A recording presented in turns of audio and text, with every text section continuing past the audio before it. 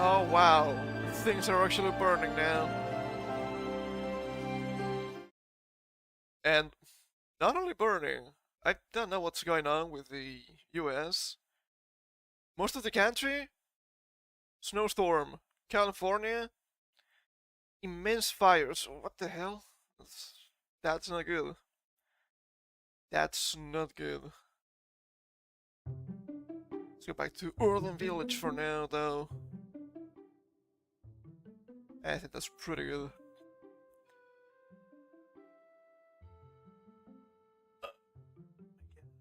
My back is killing me. What else is new? I need to get this fixed. Actually fixed. I I felt really good a couple of days ago and decided to increase my daily exercise. It was okay, but yeah, my back is struggling a little bit with that right now. I guess I should look into fixing it a little bit. Ah, man. Speaking of things,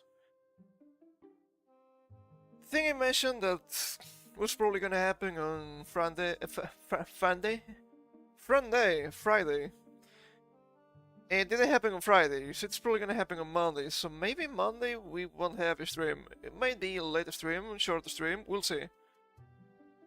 We'll see. And once again, it's not by my hand. I just have to work with what I'm given.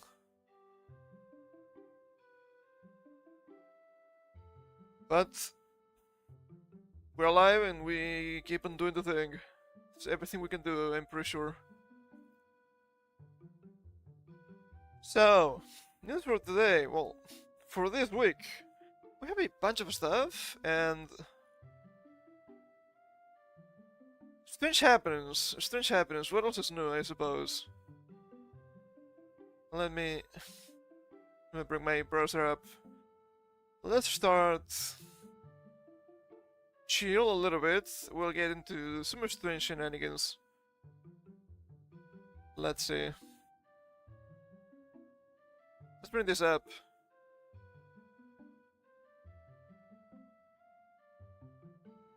Twitch faces criticism over favoritism after Lacey gets instantly unbanned. And the criticism is fair, not because what happened, because how it happened. Also, I have to say, nothing against this guy, but this guy looks like Big Zoomer. It's just Big Zoomer, man. It's so strange to me. Twitch has faced backlash from small streamers and viewers on their platform following. I know how to read, I promise. Face Lacey getting banned and then quickly unbanned. This suspension lasted just 36 minutes and 18 seconds, according to streamer bans. Fellow Face member Jason revealed on stream that he contacted Twitch CEO Dan Clancy to intervene. And that's the main problem. Okay, that's the main problem. This guy, I understand why this guy got banned, I understand why this guy got unbanned. It's fair on both sides. The problem here is, instead of going through the normal way of getting unbanned, they just directly called Dan Clancy. That's unfair. That's truly unfair when you have streamers, bigger streamers kinda still, having to wait weeks for a response, or even having to raise a stink on social media. That's kind of BS, what can you say? I called him and he was like, this one gets suspended, he didn't even know what was going on. Well, yeah, it just happened, that's normal. Moments later, Jason's chat informed him that his account had already been reinstated. Yeah.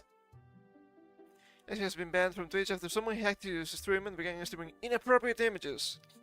Here we have a clip of them being like, oh yeah, let's just call Dan Clancy. You have a problem? Just call Dan Clancy, man, it's that easy. Just be a bigger streamer and call Dan Clancy. That's foul. And the Face Laser get banned. On January 4th, 2025, Faceless's account was allegedly hacked, resulting in inappropriate images being broadcast during a live stream. Shortly afterward, Twitch issued a ban on his account, which has amassed over 1.1 million followers. And if there was a live stream with inappropriate images, getting banned is normal. If it was hacked, getting banned is normal. Fixing that, getting unbanned, is still normal. Just calling Dan Clancy to fix your stuff for you, that is not normal. The streamer confirmed the ban via post to his Twitter account. I am hacked, I have no access to my account and can't end my stream. Working on it now, so for anyone who's seen this disgusting stuff. If you're seeing the disgusting stuff is on you, you can click outside of the stream. But I guess I can understand the message. Twitch backlash over unfair ban process. The Twitch resolution of the ban, coupled with viral clips of Face Jason claiming he called Twitch CEO Dan Clancy to have lazy and banned, sparked some criticism. If it was only some, they're actually lucky. Some streamers and viewers voiced concerns about Twitch's handling of bans and perceived favoritism. Perceived? Perceived? Is it really perceived? I've seen the stuff with tubas, man. It's not perceived, it's actually happening. And sure, I understand that some of them are just going a little bit over the line just to get bad and get clout on social media. That is also wrong, but at the same time, do we remember Shonda's ban? 30-day ban for showing 2D feet. Doing a stupid Portal joke. I thought the joke was okay, nothing wrong with that. Was it funny? Maybe. Maybe. It can probably make you chuckle a little bit. That's fine. Getting banned for 30 days? That is insane. Then again, this guy? Nah. Half an hour. Punishment enough. Since you're friends with the right people, rules don't apply? Interesting, I used to say.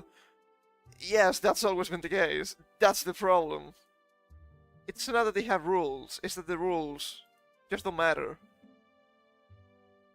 Wait, is the volume of the music going down?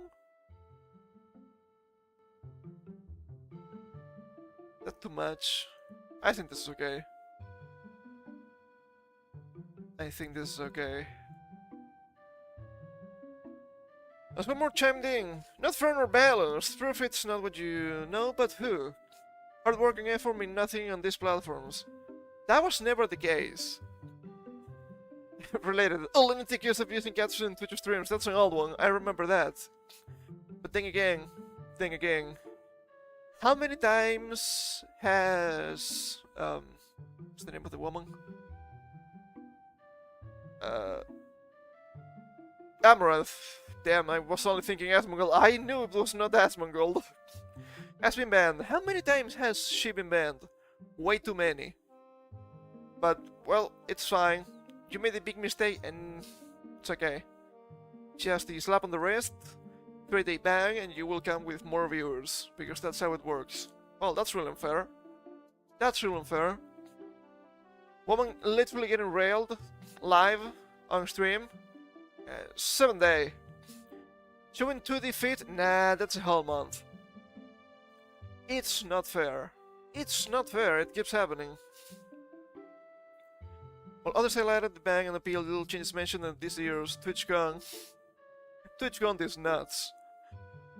So what was the point of that whole 15-minute presentation at TC, I guess TwitchCon, on the new appeal system if larger creators can just skip the whole process like this?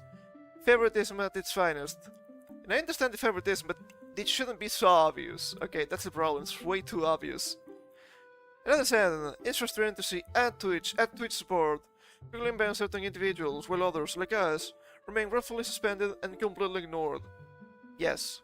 We're gonna mention it. I've seen the Chuba war down there. And yes, they can just ban you randomly. I don't think they're gonna mention it in this article, but didn't they just ban a bunch of Mythos Chubas this week?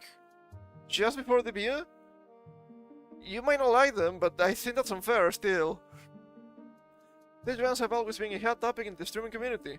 The various streamers, big or small, often being banned for different reasons. I know. To many, the trends still make no sense, and the continued crackdown on tubers has only amplified those thoughts. Furthermore, Lace's short-term ban shows that the feeling of favoritism among some also remain an issue. And once again, him being unbanned makes sense, but what about the rest? That's the problem here. That is the problem. It's not fair. It's not fair. But yeah, I don't have that on tab. I saw a few days ago, I think. Yeah, a bunch of vtubers banned. And I don't know if they banned all of the new ones. I don't really know how Mythos works. I just see them sometimes on Twitter. But I knew they were about to debut at least one, and even before streaming, banned. Why did that happen? That's really messy. That is really messy. Community guidelines or something like that? How is that possible? If they never streamed. Right? Come on, man, come on. Let's be real. The tuber hate is real. It is still real. And people were thinking, well, maybe now that you have Dan Clancy and the VTuber wars with the VTuber model, things will change. No. It will never change. It will never change. It is that bad. My goodness, it's endless. Speaking of things that are endless and never changing. God, this is insane. It keeps happening. So, Assassin's Creed, good game, right? Assassin's Creed Shadows never releases, March 20th, 2025. How much are they trying to change the game? That's my main question here. Is it gonna be a good change? Probably not. I don't think they have enough time. This game was in production for what, 8 years or something like that, and sure, they had to scrap and rebuild a bunch of stuff from 2020 because, oh my goodness, damn George Floyd, by their own admission. It's not me being a schizo. It was by their own admission. How much can they change in what? 6 months, give or take?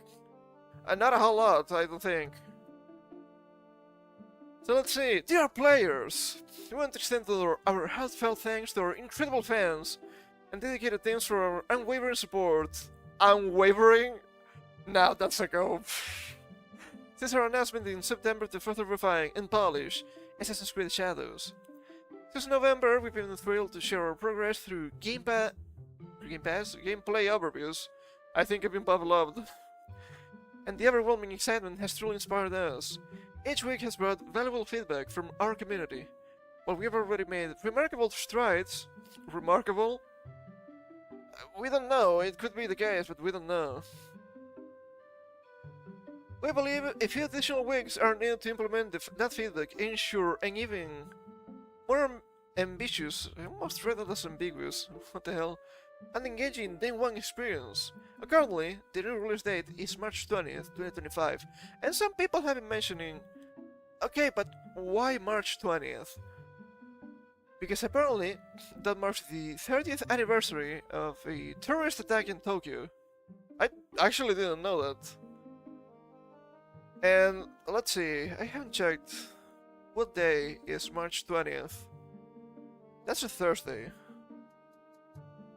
That's the second to last Thursday of March.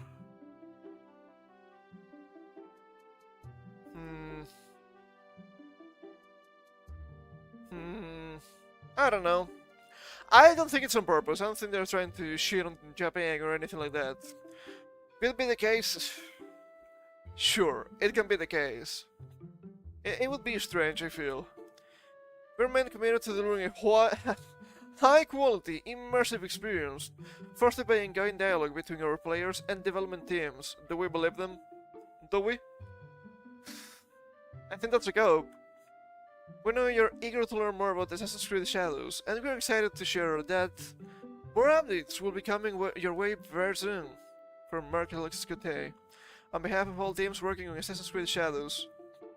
And I also don't have it on tab, but apparently they're trying to hire people for some sort of strategy nonsense, and the experts are saying, oh yeah, the company is crashing and burning and they're trying to sell.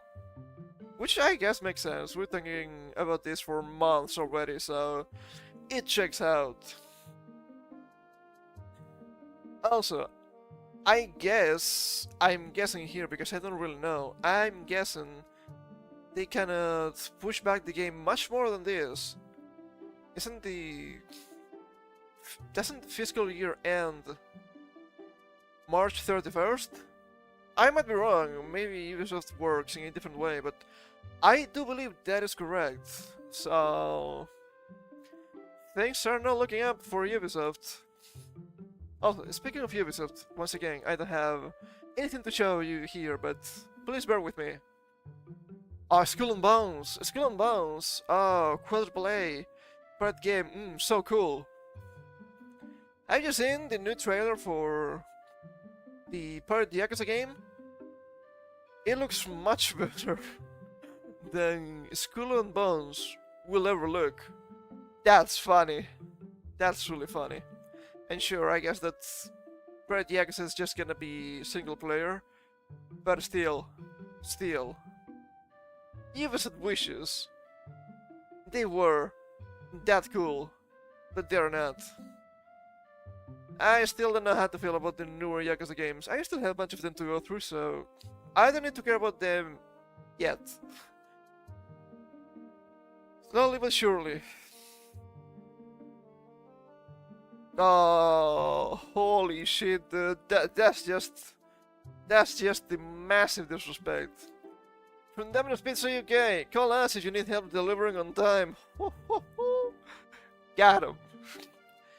Out there, waiting for his pizza since 12:57. Sure. Yeah, we have the usual stuff here. Well, is this gonna be the end of Ubisoft? I can only hope. And you have a lot? Maybe a lot. Some people saying, oh, of course they're trying to push back the game because, Monster Hunter Wilds also releases in February. And I'm like, wow. What about the timeline we live in? A lot of people are similarly liking Wilds. And to me, that is actually absolutely wild. It's not good. It's not good. Disgusting. Oh man, speaking, something that's actually on fire. Let's talk about a little bit California. Their actual fires. From AP News. You'll have to excuse my cropping. Families in shock begin to visit their children's homes in the Los Angeles area. I don't know if this is gonna talk about everything, but we'll see. Most articles I found were hour to hour. That was absolutely massive. I just want an overview of what's going on. Yeah, it's really rough, okay? It's really rough. It's insane what's happening. In absolute hell. Many people lost their homes. Even wealthy people, and it was also really sickening. Some people, oh no, James Woods lost his home. Well, he deserves it because he has the wrong opinions. That's wild. People are actually saying that. I don't think that's true or fair. Look at this. Church. Not good enough. God, look at this. It's insanity. That's a lot of images, actually. I'm impressed. And, well, I guess they would have a lot of images. Damn, man.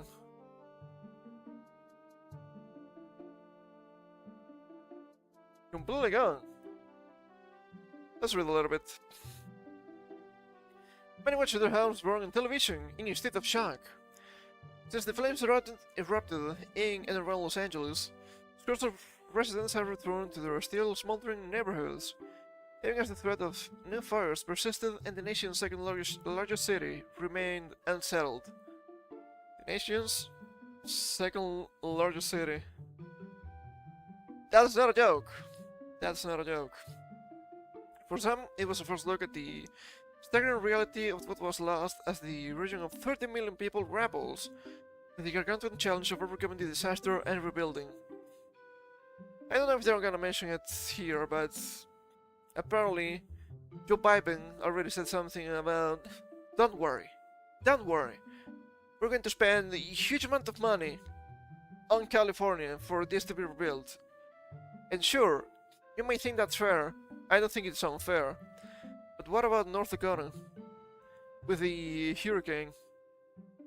$750. That's more than enough. I don't think that's true. But obviously, some states are more equal than others. It's so disgusting. Calmer winds enabled firefighters to start gaining some control of the biggest blazes in metropolitan LA on Friday. Thank goodness. The forecasted weather returns over the weekend to an area that hasn't seen rain in more than 8 months. But by Friday evening, the evacuations were issued in an area that includes the Getty Museum, as the eastern side of the Palisades fire spread, near Interstate 405. I'm not quite sure what that means, because just California geography, right? But it is spreading, that's something we can know. Bridget Berg, who was at work when she saw on TV her house in Altadena erupt in flames, came back for the first time with her family 2 days later, just to make it real. Their feet crunched across the broken bits of what had been their home for 16 years, and not a take away from her experience or anything, right? But I've seen a clip on Twitter with an old couple that they lost their home of 60 years. Dude, that's wild. How do you rebuild with that in mind? I mean, you have to try and do, but not good, man, not good.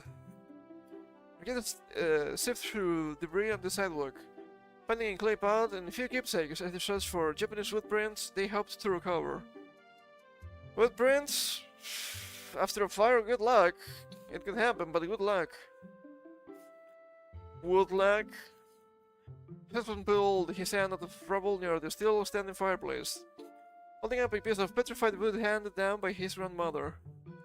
It's okay, Berg said as much to himself as others, as she took stock of the destruction, remembering the deck and pool from which her family watched fireworks. It's not like we just lost our house. Everybody lost their house. It still sucks, but I guess you try to see the positive. Since the fires first began popping up around the densely populated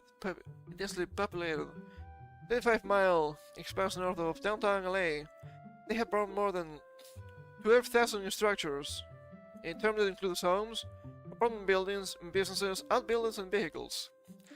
No cause has been identified yet for the largest fires. I've seen some stuff about this. There's bad and there's worse.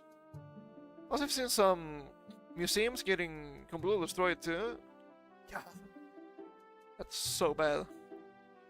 The cases of leadership failures and political blame have begun, and so have investigations. Oh, many such cases. Governor Gavin Newsom on Friday ordered state officials to determine why a 170 million gallon, okay, that's 440 million liter, that's a lot of water. This reservoir was out of service, and some hydrants ran dry. I don't think it was just some, from what I've seen, but I think it's not incorrect either. Calling it deeply troubling. Shouldn't you know why, since you're the governor? That would make sense. Meanwhile, Los Angeles Fire Chief Christine Crowley said the city leadership failed her department by not providing enough money for firefighting. She also criticized the lack of water.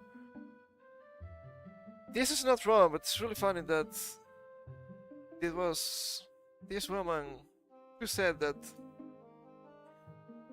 I don't have an exhaustive list of links for this, but yes, it is true. This is correct. This is correct. They lowered the budget of the fire department by about 17 million and a half, something like that. That's a lot of money. That is a lot of money.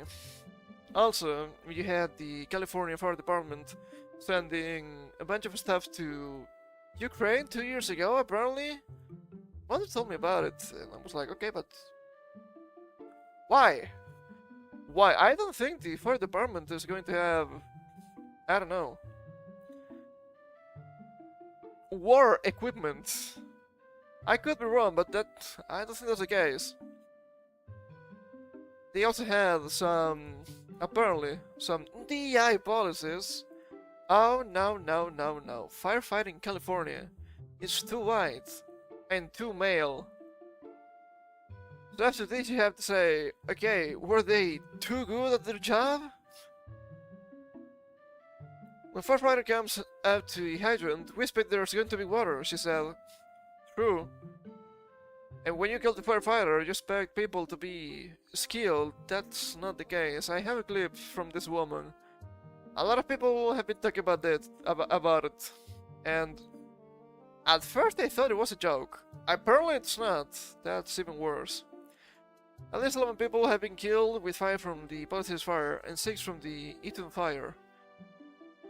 It's such a massive fire. If it was only 11 people, that's a really good number.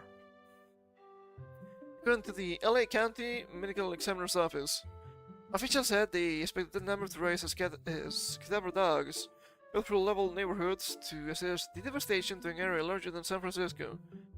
Okay, I guess it's just 11 confirmed. That's fair. It's still real low. Officials on Friday set up a center where people could report those missing. Tens of thousands of people remained under evacuation orders, and the fires have consumed about 56 square miles. God, that's huge. That's huge. Disaster took homes from everyone, from waiters to movie stars. The government has not yet released figures on the cost of the damage. Yeah, it's gonna be absolutely massive. But private firms have estimated it will climb into the tens of billions. I can't believe it. Also, if I'm not mistaken, some insurance companies were like, yeah, we're not going to cover this. Before this happened, looking at the state of the state, I have a way with words, what can you say? But they were like, yeah, this is going to go up in flames, and this is going to be a massive cost. We're not going to cover this. This is going to be bankruptcy for us, so we're gonna piss off. Lo and behold, this happened. The Walt Disney Co. announced Friday it will donate 15 million to respond to the fires and help rebuild. Only 15 million?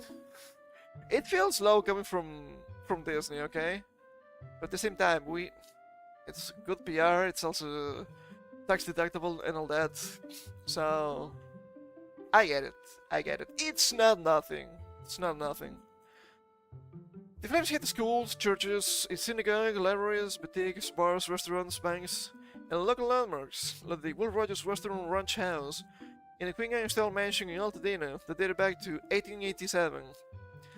And was commissioned for wealthy mapmaker Andrew McNally. I don't know who that is. So it's really funny that the synagogue has a link. Curious.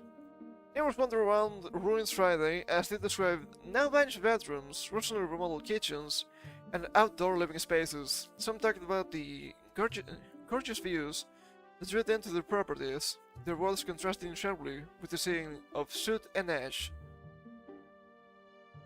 Yeah, I mean, it's a really expensive place to live in. And then you go up in flames. Another reason to not live in California.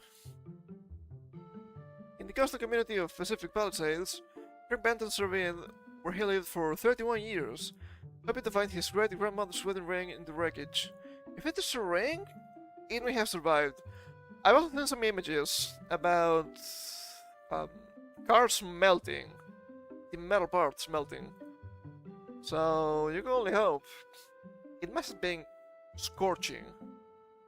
We just had we just had Christmas morning right over here, right in front of that chimney. And this is what's left, he said, pointing to the blackened rubble that was once his sleeping room. Those small little family heirlooms that are the ones that really hurt the most. Yeah, you cannot really rebuild those. As we're in the city, people at collection sites pick through crumpled boxes of donated items throughout their lives. Firefighters made progress for the first time since Tuesday, continuing the Eaton fire north of Pasadena, which has burned more than 7,000 structures. Officials said Friday most evacuation orders for the area were lifted. Sure, that was lifted, but is that actually good? They managed to actually evacuate. You never know. LA Mayor Karen Bass, who faces a critical test of her leadership as her city endures its greatest crisis in decades, says several small fires also were stopped. Also, I've seen some sort of clip with this woman being like, well, you have to understand, I was on my break. Probably she was like some sort of vacation, something like that. I'm not quite sure. I'm like, okay, but I don't care. You're still the mayor. Crews were also getting ground on the Palisades fire, which burned 5,300 structures. It's the most destructive in LA's history. The most destructive, even though this one destroyed 7,000 structures, I don't understand. California National Guard troops arrived on the streets of Altadena before dawn to help protect property in the fire evacuation zone. Evening curfews were in effect to prevent looting after several earlier arrests. Yeah, surely that'll work. Just the pardon, it's always gonna happen. The level of devastation is jarring, even in a state that regularly confronts massive wildfires. And that's kind of the problem, that this keeps happening. I've been reading about California fires for years now. It started when 2018, something like that, 2017, 2018. It never stopped. It was probably happened. It was probably happening before that. Anna Year said that she and her husband agonized over going back to their beloved Altadena neighborhood near Pasadena after fleeing with her 6-year-old daughter and 3-year-old son, with 2 dogs and some clothes. I never told them their house was gone, like most of them. As she regrets not grabbing her children's artwork, he said, look, I get it. They can make it again, okay? Her husband's treasured cookbooks, if they're family cookbooks, I can understand. Family photos and jewelry from her mom, who died in 2012. See? This I can understand. And her husband's grandmother, who survived Auschwitz. Okay. Sure, strange thing to say, but I get it. When the couple returned, they saw blocks of only chimney after chimney. Power lines everywhere, fire still going everywhere, she said. Adding that when they walked out to their home, it was just dust. Charred grapefruits lit through their yard around the blackened tree, if you're still hanging from its branches. Yeager's neighborhood of Tudor homes was planning to celebrate its 100th anniversary in May. Well, good luck. You build a world for yourself and your family, and you feel safe in that world, and things like this happen that you cannot control, she said. It's devastating. Sure, you cannot control it, but all of this was preventable to some extent. I'm gonna say just to some extent. There were remnants of the front porch where Yeager had photographed her children nearly daily since 2020. He had planned to keep doing that until they reached high school. That gave her hope. The porch is still there, and it's to me, it's a sign to rebuild and not leave, she said. You know, it's like saying, hey, I'm still here. You can still do this. That's a good sentiment. That is a good sentiment to have, I feel. Zero reported from Toledo, Ohio, Watson from San Diego, and Hollingsworth from Mission, Kansas. There really a place called Mission? That's kind of cool. Okay, that's just the credits. And it was mostly preventable. And I'm gonna say why. Because this, even though they had the perfect conditions for something like this to happen, also comes from stupid green policies that keep playing the West. Because people that promote these ecology policies and whatnot have no fucking idea about how nature works. And that is a problem. You know, with the shit they say, you know, they've never been outside of the city. Fucking city dwellers, they don't understand the shit. Sure, they had massive winds, they had a really dry weather, and they had high temperature. I think that's the three main causes of this. So sure, it's bad. But at the same time, how is it possible that you don't have water for fires living next to the ocean? That doesn't make any sense. That doesn't make any sense. You also have... where was it? They mentioned it here. Someplace. Not enough money for firefighting. When they have been having these problems for close to a decade, at least, that I know. It's insane.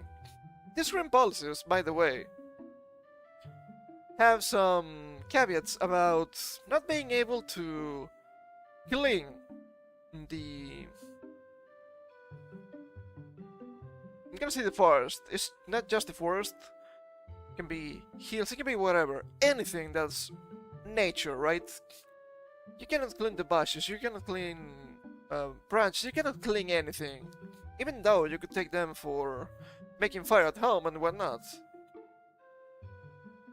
Because these ecologists are obsessed with but nature. Sure, nature can handle itself. You know what happens when nature handles itself? This happens. This is natural. And sure, there have been some reports about arsonists.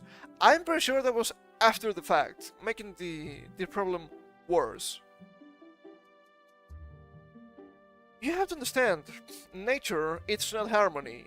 Nature is chaos. You as a human keep nature in check by handling it yourself, by cleaning these natural places. You make it so they don't burn. And it's not because you have arsonists or a bottle or whatever. It can happen by itself, by lightning, for example, by pine cones exploding. I'm not joking, that happens. And stuff like that. And I'm pretty sure that could happen with just static electricity. That's natural. That's why you clean the shit. So you don't have fires. But now it's not allowed. It's not allowed. It's the same reason why you have... how to say this?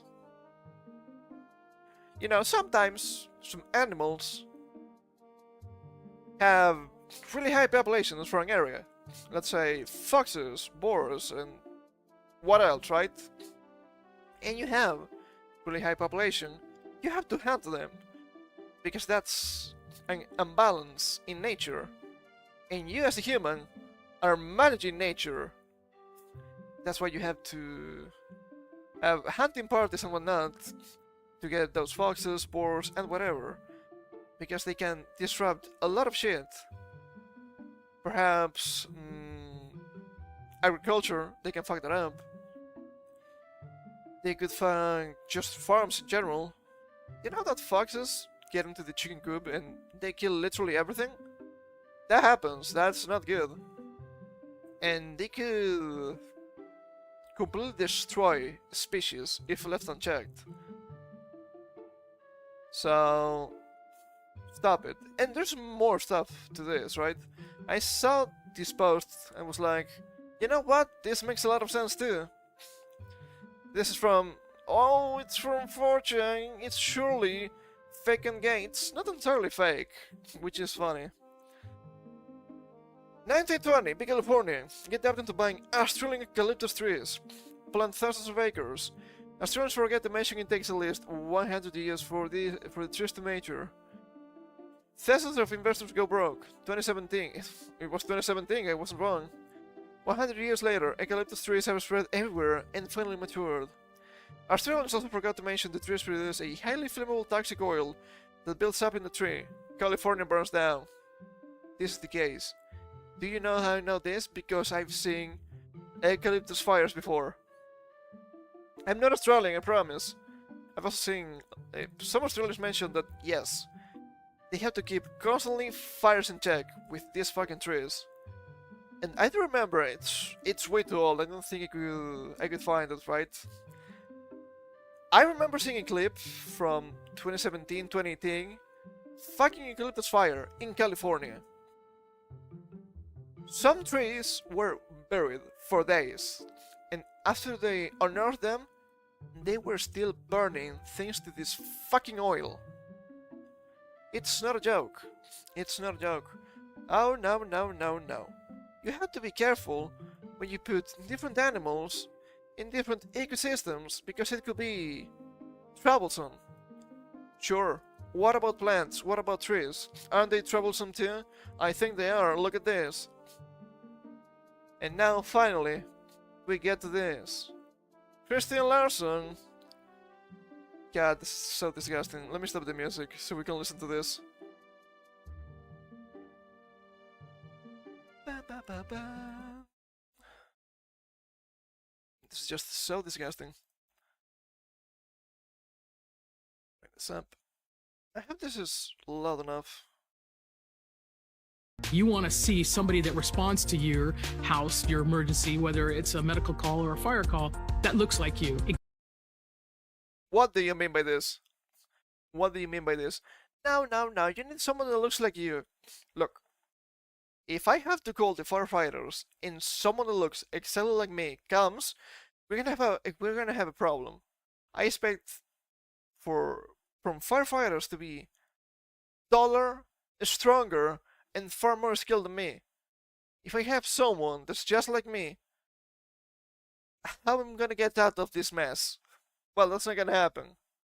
Let's keep listening. Gives that person a little bit more ease. No. Give me the strongest firefighter you have. Please. I need it. Knowing that somebody might understand their situation better.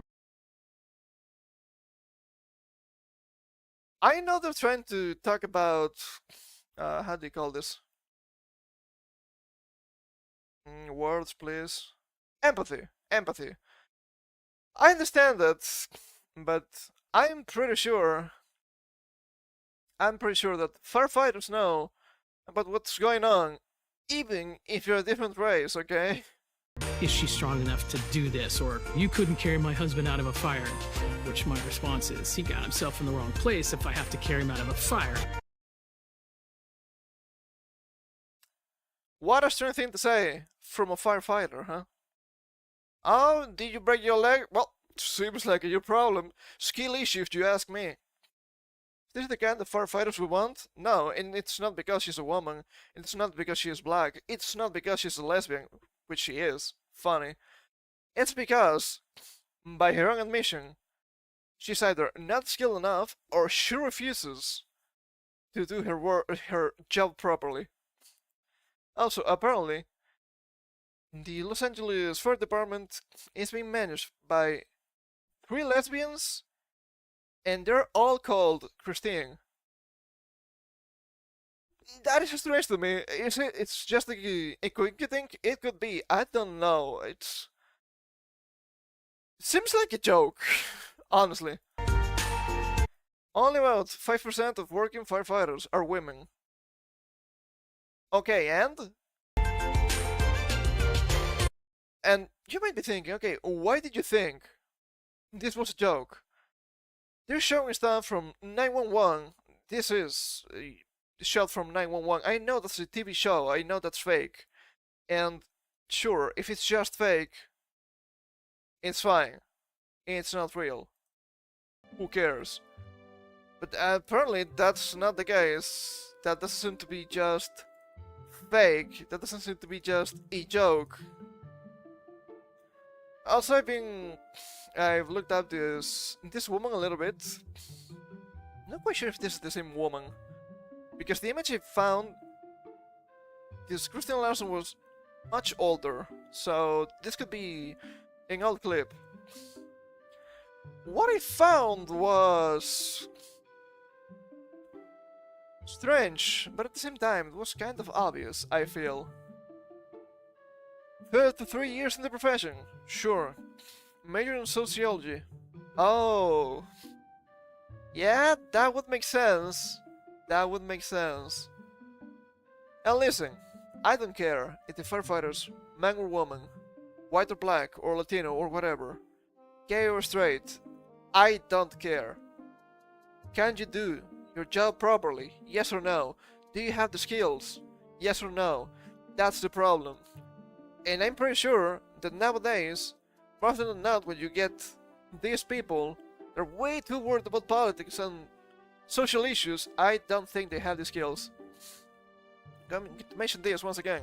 It was not a firefighter, but it's still relevant.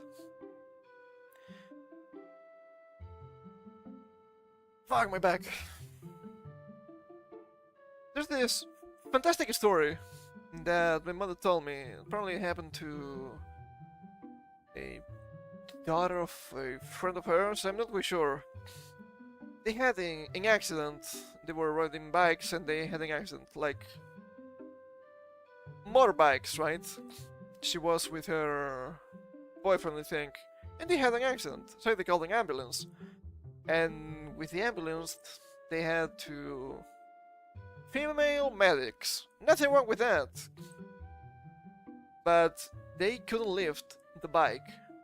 The boyfriend, even though he was injured, minor injuries, mind you, he had to help the two medics to move the bike because they were not strong enough.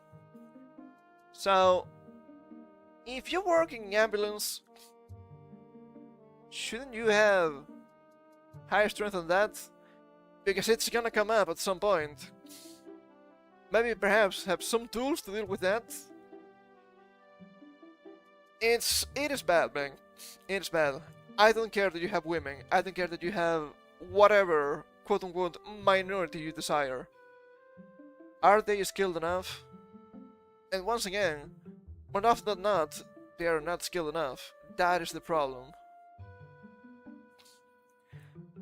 Let's see, what else do we have here? Speaking of skill issue, we're gonna move in a completely different way.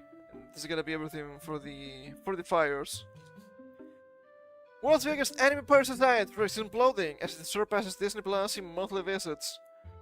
Well, are we surprised? They keep cracking down on anime sites, but people are not gonna stop being, let's say, watchers of those. So they're gonna move to different sites. So this is gonna happen. According to recent estimates, HiAnime, the world's biggest anime parasite site, has surpassed the streaming service Disney Plus in monthly global visits. Even in Disney's home of the United States. Oh man, let me take a sip of my water here. I'm starting to die.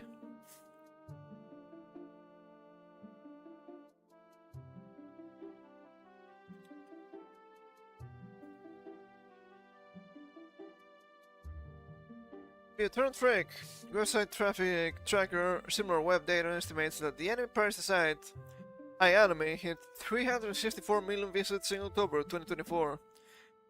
It's only gonna be going up, funny enough.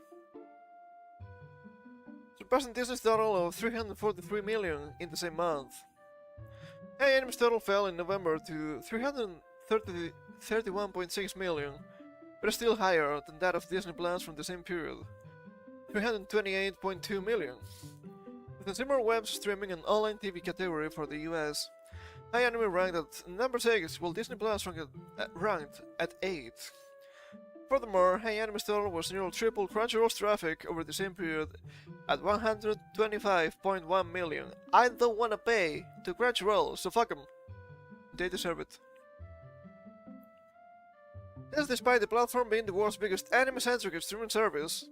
Yeah, but people hate Crunchyroll, so fuck 'em. It's worth noting that similar web data points are estimations relying on public sources like user tracking through extensions, free antivirus software, and data sold by ISPs. Yeah, that's so ass. That's some images here. It's pretty high. Yeah, it's not even close to Netflix or YouTube. Which makes sense, I suppose. So tired of this bullshit. High anime surpassing a massive household name like Disney Plus is notable in its own right. But when considering its growth over the past few months, it becomes even more stark. High anime boasted an average of 209.5 million monthly visits from June to August. This jumped to 202 million in October. The shutdowns of major piracy websites during the period likely contributed to High Anime's rise, with Anywave boasting 170 million visits in August, disappearing overnight. Yeah, that's gonna happen. There's still demand for those. Major piracy sites like Anitaku, that's Gogo Anime, have recently stopped updating, with no confirmed news about the site's fate. This will likely increase High Anime's total more in the coming months. They're trying to lie low, and I get it. When it's already on numerous watch lists, the implications of surpassing one of the biggest names in entertainment, after already closing down previously, make it even more impossible to ignore. Yeah, they might be the next. Data comes amid another recent report about anime streaming revenues for legal providers. Netflix ranked number one, with more estimated revenue than Crunchyroll and Hulu combined. Yeah, how much of that is going to the actual studios, huh? It shouldn't be assumed that all or most users of piracy sites will necessarily migrate to legal services. Only a really small minority will, actually.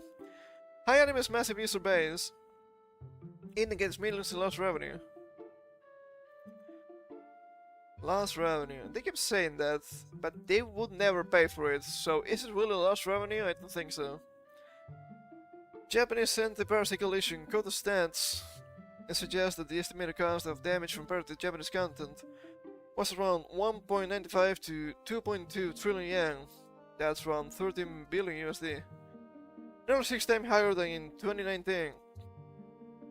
You cannot keep claiming losses when you were never selling the product anyway. Because they weren't buying it. Legal streamers continue their attempts to limit piracy's reach through court subpoenas, recently applied again to Anitaku and several other piracy sites worth hundreds of millions of visits. Especially through crime watchlists and DMCA takedown action. Google recently released a report to DMCA takedown request trends, revealing that anime licenses, licensees, like Crunchyroll, Funimation, and VS Media, had authorized some of the highest takedown requests of any company to date.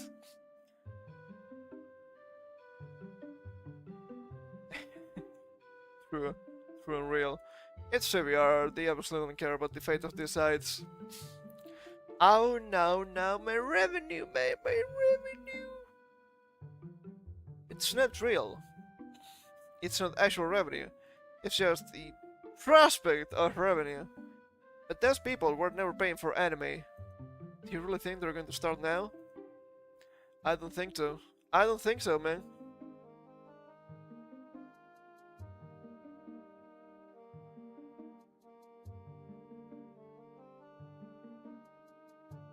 My goodness.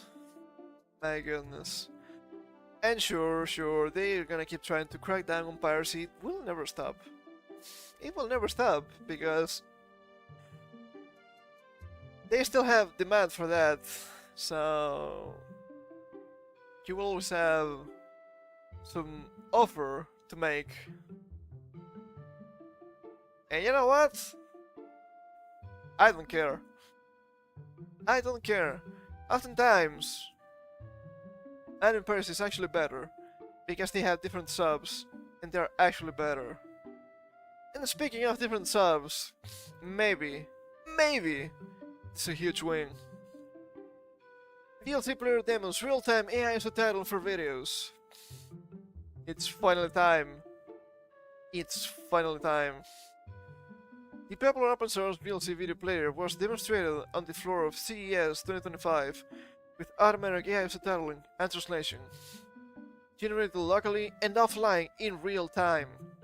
If this is good, it could be the end of bad localization. Man, imagine seeing that in my lifetime. Parent organization VideoLang shared a video on Tuesday in which President Jean-Baptiste Camp shows off the new feature, which uses open source AI models to generate subtitles for videos in several languages. Several languages, that is so cool. At the same time, we have automatic translation working to translate the subtitles to your own language. Camp says, with more than 100 languages planned for support, that's a lot of languages. What's important is this is running on your machine locally, offline, without any cloud services. It runs directly inside the executable. That's beautiful. Can we see this? VLC automatic subtitles generation and translation based on local and open source AI. Let me stop the music here. Christ. Crikey.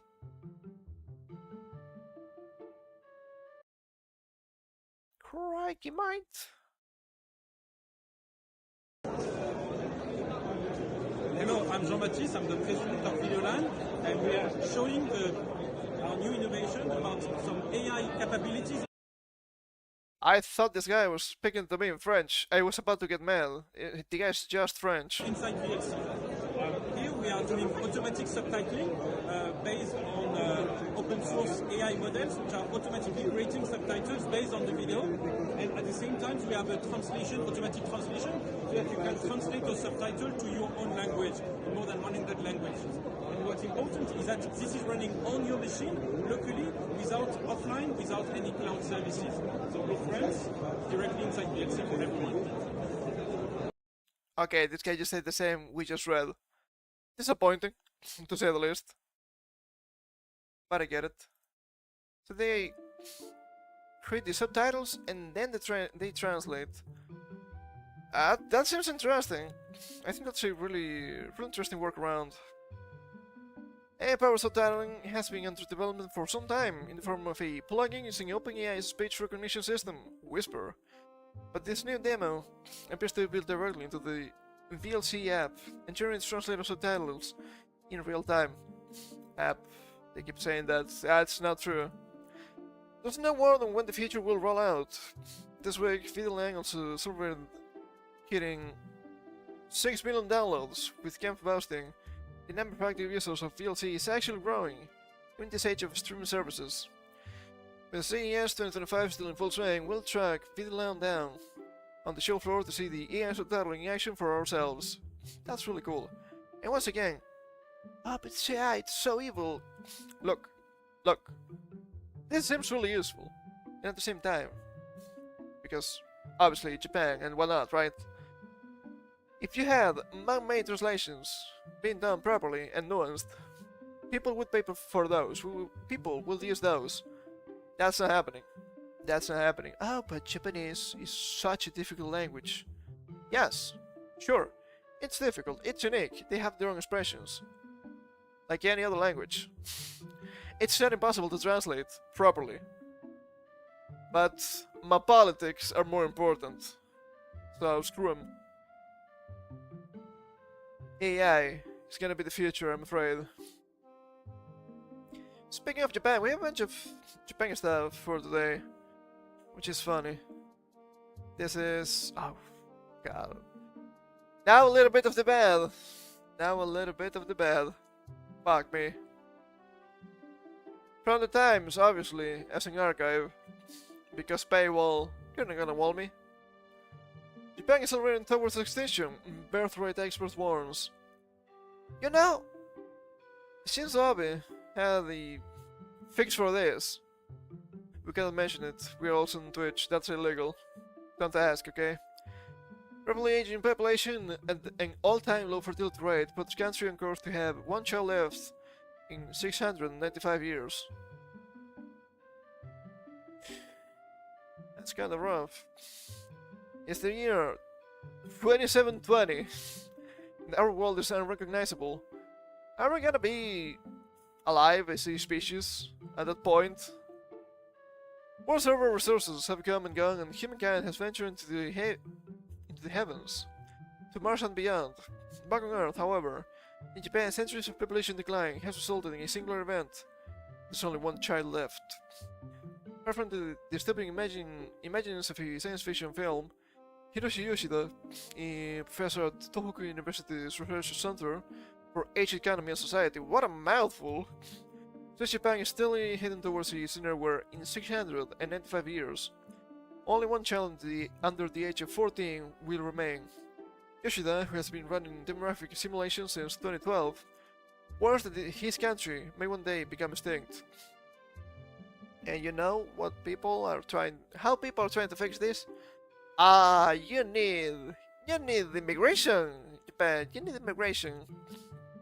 Do they really? I don't think so. I don't think they need immigration. That would make the economy worse. They need to make big time changes. Just to not say something else. Based on monthly data released by the Ministry of Internal Affairs and Communications, Yoshida's online counter shows the number of Japanese children in the current and previous year and how much it has dropped. The 2.3% drop in April 2024 brought the demographic doomsday scenario forward by 100 years compared with the 2023 estimate. Ooh, that's not good. That's not good. Japan's births and deaths. Yeah, deaths were steady for a long time, and they kept going up. Massive spike 2020, we all know why. Births, they went down to the 60s, then they went up, and they have been going down since 1975, more or less. Was a little bit steady in the 90s and early 2000s. It's still going down. God, that's bad. In Japan, where the recession has continued for a long time, the number of young people who cannot get married or give birth to low incomes has increased. Yoshida told the Yomiuri Shimbun newspaper. He said in the newspaper 2 times. And yeah, apparently they have been in recession since the 80s, I think. It's really bad. It's even worse than the West. Unless the decline in the number of birth stops, the hand of the clock will go back. Japan may become the first country to become extinct due to a low birth rate. Yeah, the powers that be will not let that happen. I don't think. We should create an environment where women and the elderly can work and aim for a society where everyone is actively involved. Do you really think that's the fix? I don't think so. Environment where women and the elderly can work. Aren't they doing that right now? Out of necessity? Because wages are extremely low? And if you had less people working, wages would go up. That's how economics work. Okay? The idea of Japanese extinction has also been floated by the billionaire Elon Musk, who tweeted in 2022, Japan will eventually cease to exist, unless the birth rate exceeds the death rate. Percentage of people aged 65 and older in Japan, from around 6 in 1960 to almost 30% nowadays. That's a lot of people. Yoshida has tried to prod the government into taking action to bring about social change. Last year, he predicted that all Japanese people would have the same last name, Sato. By 2531, if the country continued to require that mere Japanese nationals have the same last name, Japan is the only state with such a rule. Interesting. If everyone becomes Sato, we may have to be addressed by our first names or by numbers. Sato, just Sato, the original one. Yoshida was quoted as saying by the Mainichi Shimbun, "I don't think we can call that a good world to live in." I guess not. Japan's with chassis is saying for a rapidly shrinking population. Yeah. Experts have been sounding alarms for years, but the grim demographic statistics continue. Statistics continue. In 2023, Japan had... What a strange number! 727,277 births. 727,277. Is this a joke? An all-time low, and more than twice as many deaths. 1,575,936, a record high, resulting in natural population change of minus 848,659. The birth rate for 2023 was 1.20. Ooh, almost as low as South Korea, I think? I think that's 1.16, something like that. The allowance since government records began in 1947. The rate reflects the number of children a woman is expected to have during her lifetime. Yeah, that's way below replacement numbers, as you can see here. By 2024, the country will record fewer than 700,000 births for the first time. Its lowest tally, according to calculations for the Asahi Shimbun. Here's a slide for fertility rate in Japan compared to the world and other high-income countries and territories. But everything is going down, though. So... you see some countries here. I don't know which ones. They are completely crashing. They completely crashed. Since the 80s. What happened here? In addition to rapidly aging, Japan's population, now at 143.7 million, has been shrinking since it peaked at 128 million in 2008. Its low birth rate has been the target of numerous government policies aimed at promoting dating, marriages, better work-life balance, lower cost daycare, and gender equality. Gender equality, you had me on the first half, not gonna lie. It's not about gender equality. It's quite literally the opposite. Once again, I don't know how many times I have to say this. Japanese women are still expected, or still expect, to work till they are 25, get married, have kids, and then stay at home, taking care of the house and the kids. But the economy doesn't allow for that, because wages are way too low. Is that the gender equality we want? I don't think so. They cannot really choose what to do. In 2024, the Tokyo Metropolitan Government launched its own dating app in a bid to boost the birth rate. I remember reading about that. Users are required to submit proof of being single, a tax slip proving their annual income, and saying a letter stating their willingness to marry. Which makes sense. Population data. Significant overall population and Japanese national drop in the country.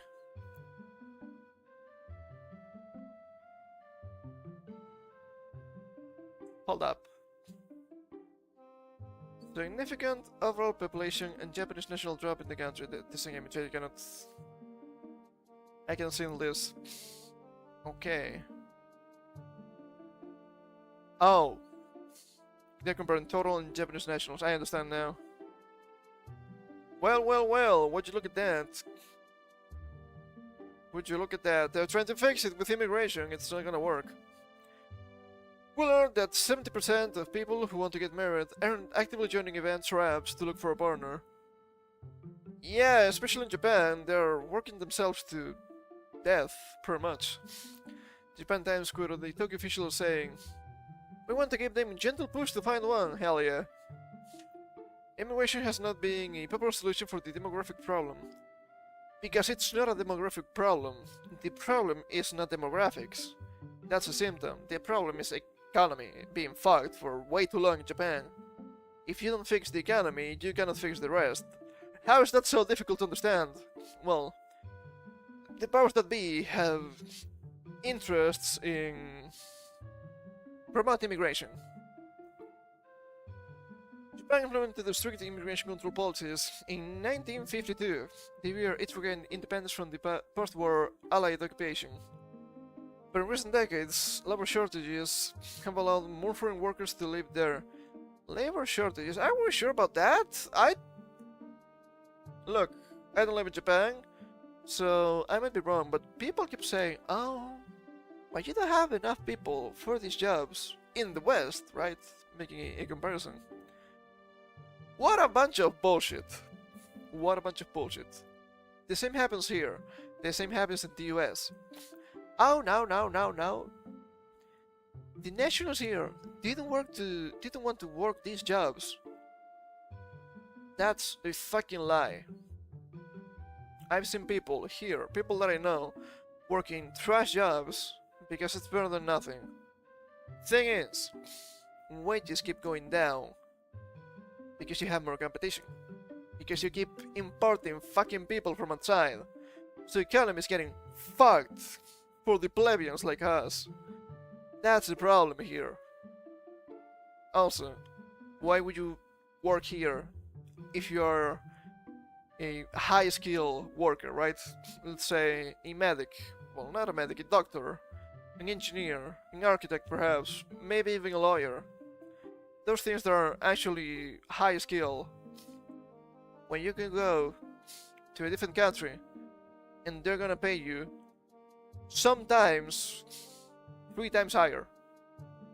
Yeah, it wouldn't make any sense to stay here, would it? That's what's happening with fucking jobs and fucking economy. Government data released last year showed that the number of foreign residents topped 3 million for the first time, making up 2.66% of the total population. They keep lying. They keep lying to you. They keep lying to you. Oh, but these people don't want those jobs. People here don't want to be exploited. And if they keep importing workers from outside,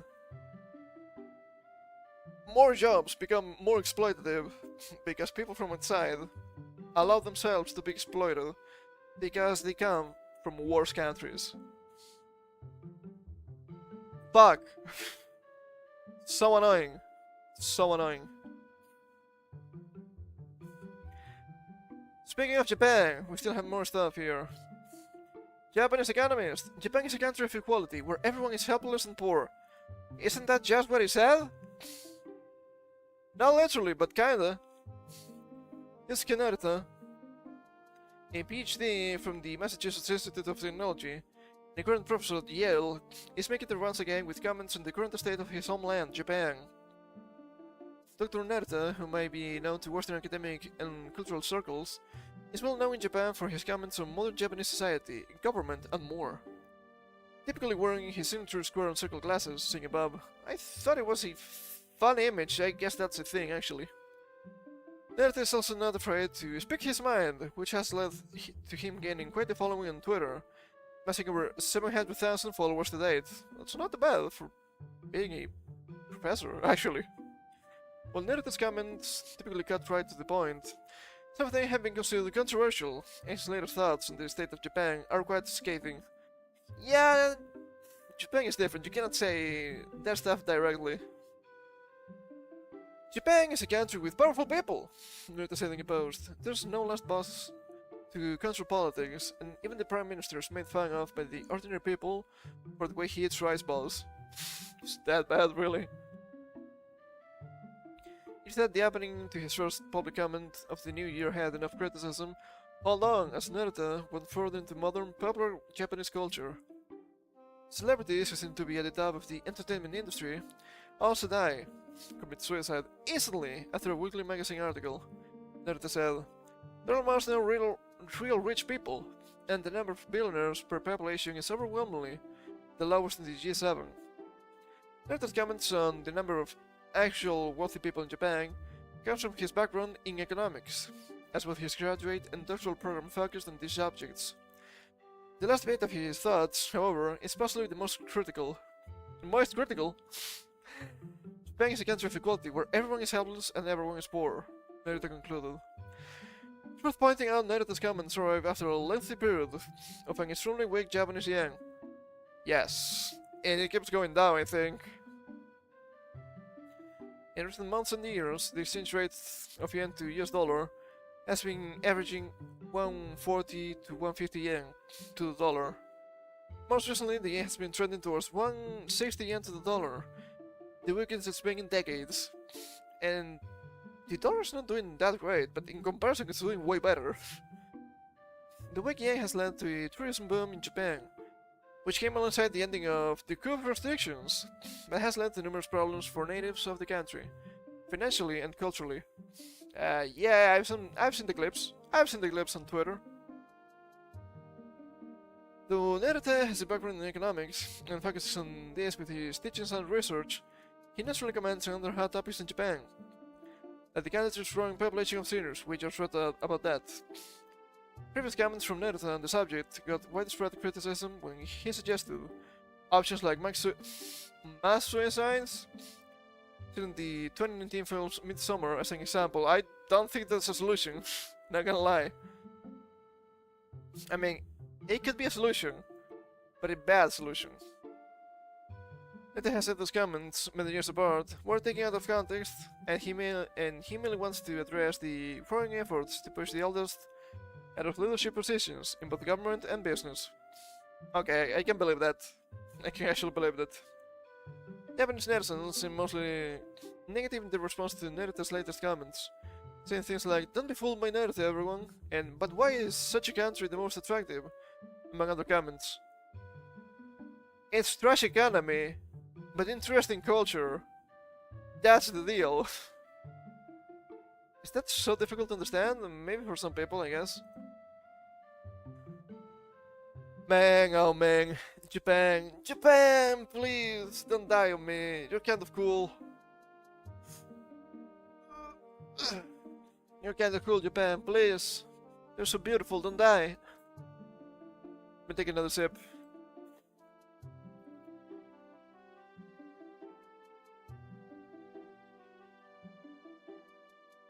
They need to fix their fucking economy. Are they gonna do it? I don't know, man, I hope.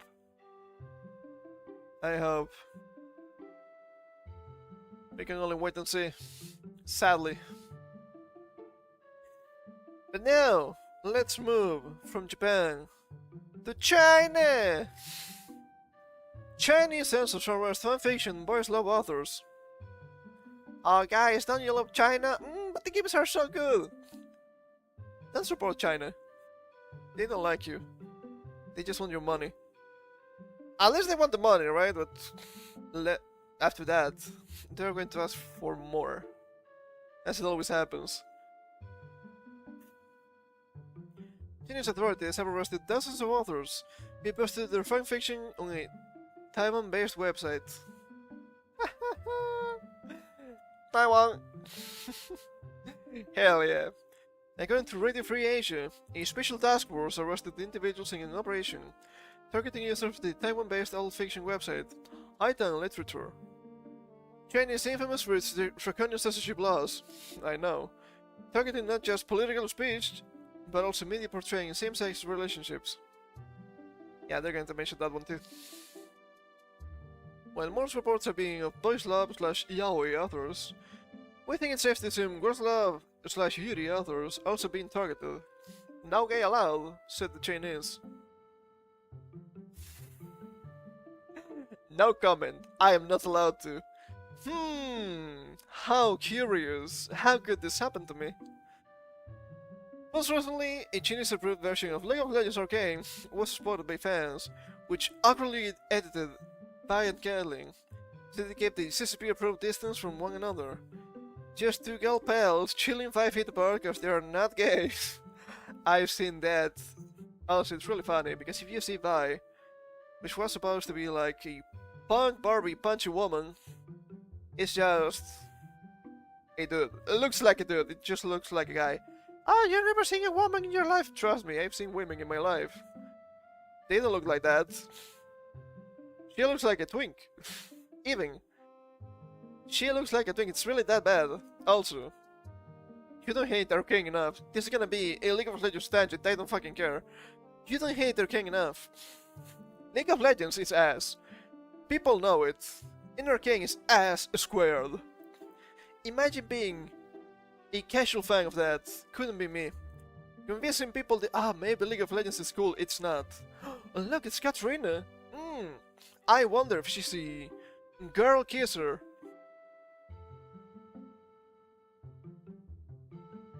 Do you know Garen? Yeah? You should. They're so annoying. They're so annoying. I've seen a lot of people, actual fans of the game, and arcane fans, fighting amongst themselves. You know what? Let them fight. Let them fight! I don't care. Let's see what happens. But Arcane is so good! It's based on League of Legends. I'm not watching that shit. Absolutely not. Also, League of Legends has always been quite light in lore, even though they keep changing the lore, the official one. And they need to change a lot of shit, from the lore to the science, to make this serious. Make it make sense. Are we really sure this is not propaganda? This requires carry stiff penalties, with the CCP seemingly trying to shake down authors for money, and giving longer jail sentences for those who can't pay. But China's a beast! China's a beast! Yeah, you're next. The hated literary author Yun Shangbai Yun Jiang, a pen name, was sentenced to 4 years and 6 months imprisonment, according to December 17th post on the WeChat account Age of Aquarius. Singapore's Lianhua Taobao reported. I'm butchering those, I don't care, it's China. Another high-tech author with the pen name Jie was handed a 1 year, 5 months suspended sentence, while a writer with the pen name ZG was jailed for 5 years and 6 months. The report said some writers had been given harsher sentences because had been unable to return the money they had earned from their writings. Expropriating the yaoi. China! What the fuck? It's not surprising, but it's still funny to say. Western payment processors such as Visa are similarly taking the livelihoods of authors and artists with nebulous content standards. Even in Japan, content creators are being forced to tone down their content for fear of being cut off from their source of income. Yeah, we know. We know. But China, so based. Games, so cool. They're just the bare minimum. It's just that the West is so fucked that people go to China. But maybe that will end soon. Because take a look at this. US Department of Defense officially designates League of Legends, Path of Exile 2 parent company Tencent as one of many Chinese military companies operating within the country. Well, would you look at that? And calling them Chinese military company is actually not wrong. Funny enough. In the latest escalation of geopolitical tensions between the two world superpowers, a routine investigative procedure conducted by the United States Department of Defense has resulted in the China-based entertainment conglomerate, Tencent, being officially identified as one of the many Chinese military companies currently operating in Uncle Sam's home turf. Not allowed. There are a bunch of League of Legends images here, I don't know why. I guess because Tencent and League of Legends, but I don't know, they could put images from a good game. For those unfamiliar with or in need of a refresher regarding the overly bureaucratic mechanics of the American government, to put it extremely succinctly, rather than having free access to Uncle Sam's bank account. The country's military, under the general jurisdiction of its Department of Defense, is instead given a yearly and variable operating budget, as determined and approved by the Congress. Really big budget, by the way. But yes, I think this is correct. Prior to 1961, the entire process was handled solely by the respective appropriations committees of the governing bodies, two chambers, the House and the Senate, and prior to 1867, the Regional Finance Committee. However, in 1961, Congress began making use of the National Defense Authorization Act, NDAA, thus respectively dividing the duties of budget usage, determination, and funding between the Senate and House's individual armed services and appropriations committees. Do we need to care about this? Maybe. To this end, when it came to the NDAA for 2021, all four bodies approved the inclusion of a new measure, as derived from an executive order from then-President Donald Trump, barring American investment in China's war-fighting industry, requiring the Secretary of Defense to spend the next 10 years identifying each entity the Secretary determines, based on the most recent information available, is operating directly or indirectly in the United States or any of its territories and possessions. That is a Chinese military company. Are they counting TikTok too? I think they could. And providing annual reports on their findings. The term Chinese military company does not include natural persons, clarified Congress within the Act's text, and means any entity that is directly or indirectly owned, controlled, or beneficially owned by, or in an official or unofficial capacity acting as an agent of, or on behalf of, the People's Liberation Army, or any other organization subordinate to the Central Military Commission of the Chinese Communist Party, identified as a military-civil fusion contributor to the Chinese defense industrial base, and engaged in providing commercial services, manufacturing, producing, or exporting. What a mouthful. It wasn't the Secretary's latest round of determinations, as made publicly available on January 6th, that Tencent Holdings Limited, perhaps most notable amongst the site's readership for their video game-related holdings, which currently include full ownership over such entities as League of Legends developer Riot Games, and Path of Exile duology team Grand Gear Games, and I didn't know they were also in Path of Exile, as well as a number of special investments in such studios as Dark Souls series, Heralds from Software, and the ever-fledgling Ubisoft. It all comes back to France. Was confirmed to have received the military company label. Unfortunately for those curious, at current, the US government has not disclosed just which aspects of the Chinese corporate giant's operations have drawn their suspicions. Can we know at some point? I'm quite curious. With the Secretary's official communique, is that correct? And the matter only containing a list of infringing companies. For their part, Tencent has rejected the Department of Defense findings, then depressing a written statement. Our inclusion on this list is clearly a mistake. It is not, and you know it. It is not! We're not a military company or supplier, they asserted. Unlike sanctions or export controls, this listing has no impact on our business. We will nonetheless work with the Department of Defense to address any misunderstanding. It will not impact you, but you're still bitching. So... maybe you protest a little bit too much. Under the recently passed NDAA for 2024, starting in June 2026, the Department of Defense will no longer be allowed to directly purchase goods, services, or technology to provide a service that connects to the facilities of a third party, including backhaul, roaming, or interconnection arrangements, from Chinese military companies, and will be banned from doing so indirectly the following year. Which makes sense if you're trying to fight the country in some kind of way. Whether Tencent will manage to convince the US government to remove them from the said list before this ban takes effect remains to be seen. I hope they don't. I hope they don't. Fuck 'em.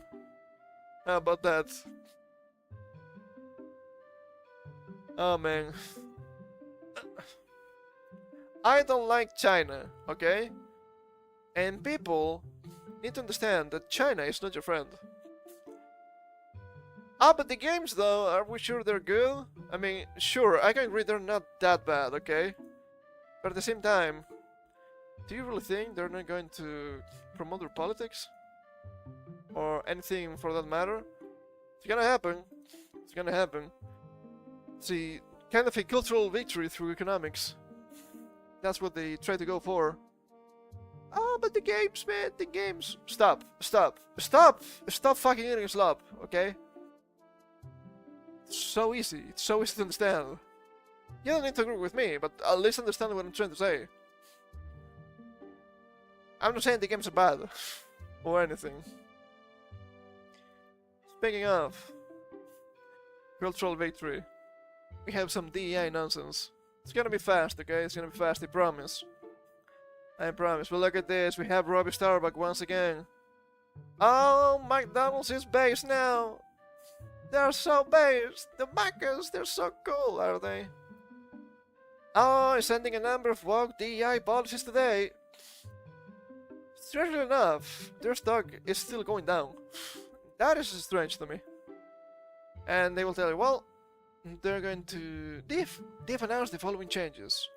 They will end diversity goals for how many of each race they hire. Yes, because it's illegal. They no longer participate in the HRC's World Corporate Equality Index scoring system, like all the other companies that are still doubling down on DEI, so this to me means nothing. This is actually really useful for them, because you're gonna check the score to see how equal and diverse they are. Supply diversity, they're ending the DEI place for the supply chain, like the others. That means nothing to me. And here's the big one. Their diversity team will be evolving this year into simply an inclusion team. That's still bad, okay? That's still bad. They're just changing the language. And he has the video here. Good to skim a little bit through it. At least he appears to notice a little bit more with this stuff. It's just right here, I think. Let me stop the music for a second. Hold up.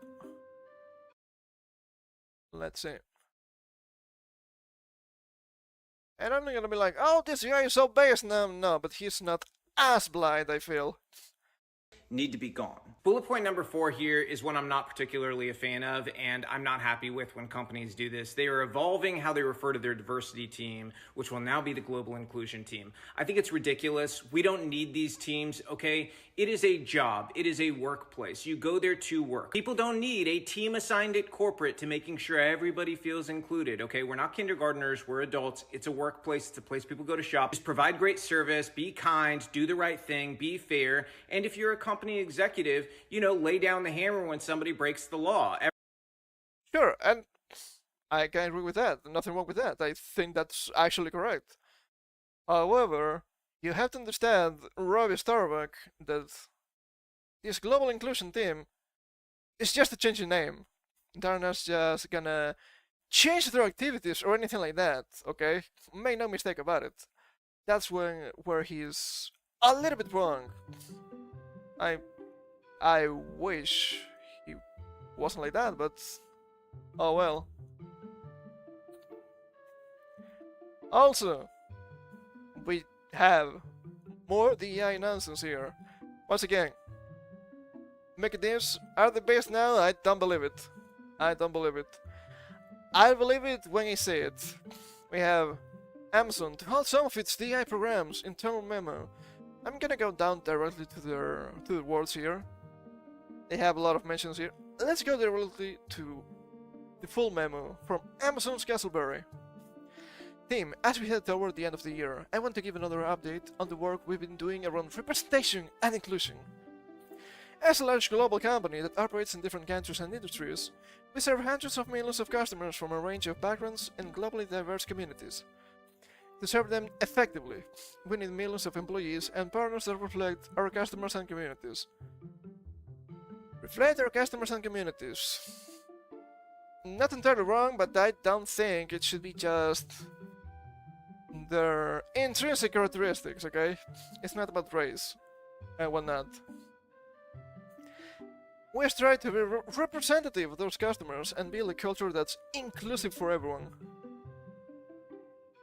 Do we believe it? I guess not. The last few years we took a new approach, reviewing hundreds of programs across the company, using science to evaluate their effectiveness, impact, and Roy's our boy, good character, listing a smash, Fire Emblem not that good I don't think. Identifying the ones we believe should continue. Each one of these addresses a specific disparity, and is designed to end when that disparity is eliminated. In parallel, we work to unify employee groups together under one umbrella, and build programs that are open to all. Programs that are open to all. I think this is extremely misleading. Sure, you can apply to that. You're never gonna get in because you're a white male, but you can apply to that. Rather than having individual groups building programs, we're focusing on programs with proven outcomes. Is this true? It could be. And we also aim to foster a more truly inclusive culture. You can read more about this or together on Amazon page on A to Z. You need to log in. And I tried to archive it before stream. It's still loading, I don't think it's gonna work. Sadly. This approach, where we move away from programs that were separate from our existing processes, instead integrating our work into existing processes so they become durable. Well, doesn't that sound familiar? It's the evolution to built-in and boring inclusive instead of bolt-on. So they're not changing shit. It's just everywhere. This sounds extremely familiar. I wonder why. Well, because all these fucking companies are doing this. It's that easy. As part of this evolution, we've been winding down outdated programs and materials. We're aiming to complete by the end of 2024. We also know there will always be individuals or teams who continue to do well-intentioned things that don't align with our company-wide approach. Company-wide approach. And it's not necessarily bad, but I think it is in this case. And we might not always see those right away, but we'll keep at it. We'll continue to share ongoing updates and appreciate your hard work in driving this progress. We believe this is important work, so we'll keep investing in programs that help us reflect those audiences. Reflect those audiences, huh? Help employees grow, thrive, and connect. And we remain dedicated to delivering inclusive experiences for customers, employees, and communities around the world. Hashtag in this together from... I'm not gonna say Candy, I'm gonna say Candy, because it's a little bit funnier. So, are they so based and red pill now? It's the same bullshit. All of these companies are spewing. No, look. We're stopping DI. Look, it's just global inclusion. It's just God, what's the other name? Belonging Chief Officer. It's the same bullshit at best, but it can be even worse. And people will take as a win because people are fucking blind. It is that bad. It is that bad. What else do we have here? What else do we have here? Fear? My goodness. My goodness. Oh god. This is funny. Speaking of companies being lame and gay, Square Enix launches new anti-harassment policies to protect its employees and partners from abusive fans. Look, if the game was good, this wouldn't happen. Imagine that. The company says it will not tolerate harassment and will take action as necessary when people get out of line. I thought they were Japanese, not Chinese. What happened? Square Enix has announced a new group customer harassment policy aimed at protecting its employees and partners from harmful behavior and actions taken by its followers and fans. Square Enix believes that the feedback, comments, and requests received from our customers are essential to the advancement of our group's products and services. the new policy states. At the same time, there are instances where certain customers take actions directly or through our support centers and towards our group executives, employees, or partners who are involved in the creation and distribution of our group products and services that constitute customer harassment. Are they going to include here fair criticism? Because there's a lot of fair criticism for Square Enix. Are we sure they're not Chinese? Ben Chilling! I cast Ben Chilling! My favorite Final Fantasy spell. Such actions do not only prevent our employees and partners from engaging in their work with a sense of security, but also cause a disruption to other customers. Square Enix will tolerate harassment and will take action as necessary. Those actions range from refusing support requests and implementing bans to, in cases where such actions is egregious or with malicious intent, legal action and possibly even criminal proceedings.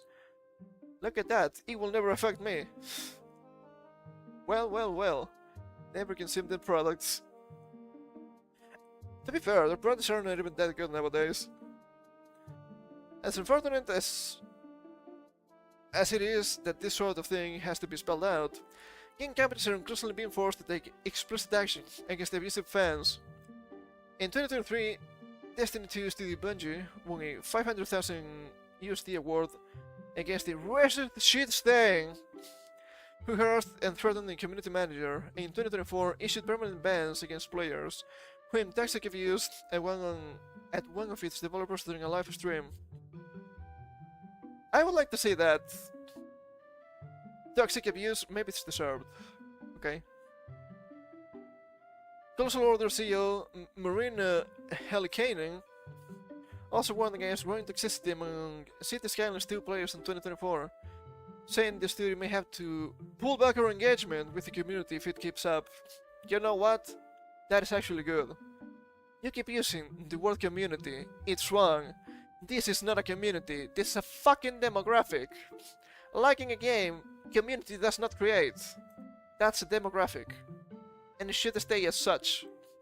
Sure, you should aim to give your customers what they want. But trying to engage it as a community is a huge mistake. That's why communities go to shit. How can you say that you dislike this in the game if you belong to the community? That is not allowed. Well, fuck the community and fuck you. I like what I like, I dislike what I dislike. Doesn't that make sense? I think it does. As noted in this Reddit thread of all things, Square Enix has faced the significant level of abuse in the past as well. Final Fantasy writer Kazushika Nojima, I guess, said in February 2024 that he felt afraid after facing insults and violent words from his supposed fan, and Final Fantasy XIV voice actor Senna Breyer said later in the year that she faced transphobic abuse.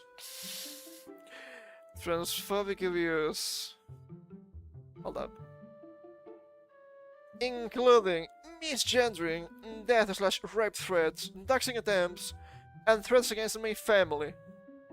One of these things, it's not like the others. One of these things is not actually abuse. It's just having different politics.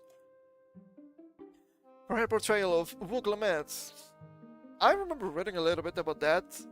People were mad because the acting was apparently really bad.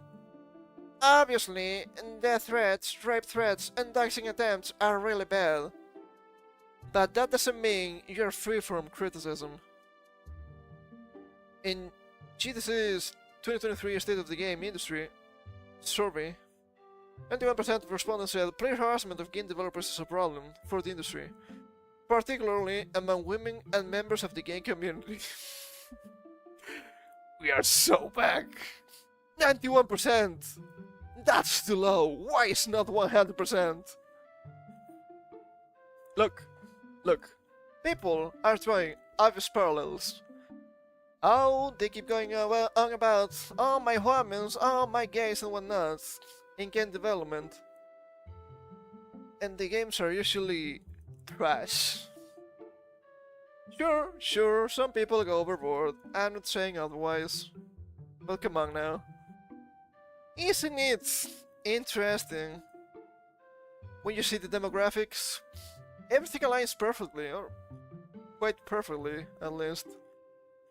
Well, well, well. Well, well, well, would you look at that? And once again, nothing wrong against having women developers, gay developers, and whatnot. But it becomes a massive problem when it's just all politically motivated. And that happens a lot. Especially lately, come on now. We must have the women's. But why? Are they good? If they're good, sure, I guess.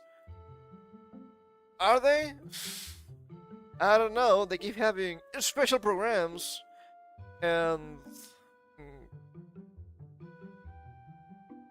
it's not recruiting. Training programs and hiring programs just aimed to the women and the gays.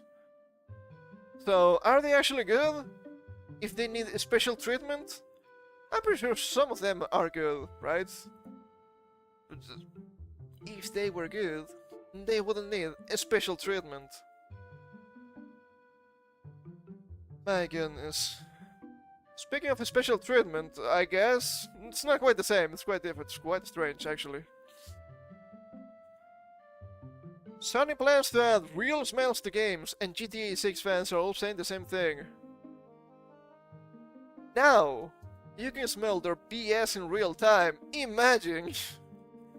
Fans aren't quite sure how it's possible, but Sony is reportedly working on making in-game sounds available on PlayStation, and GTA players fear the worst. GTA players fear the worst, and there are games with worse smells than that, but I understand where they're coming from. For years, virtual reality has slowly crept its way into video games, and Sony is at the forefront of that charge? I thought they said change. The PSVR 2 headset recently had its best-selling quarter since launch, as Alien Renovation and Hitman World of Assassination were both flawed but exciting launches for the system. Companies like Apple and Valve have also dipped their toes in, and they're investing heavily in VR technology, showing that this is only the start. Yet, as technology continues to advance, it reaches a point where these innovations go too far. Happens a lot, and GTA 6 fans sense the time is near.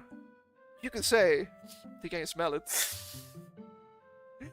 CES 2025. A lot of things happened at CES 2025. Sony revealed conceptual technology, allowing you to smell in-game surroundings, which is actually equally innovative and disgusting.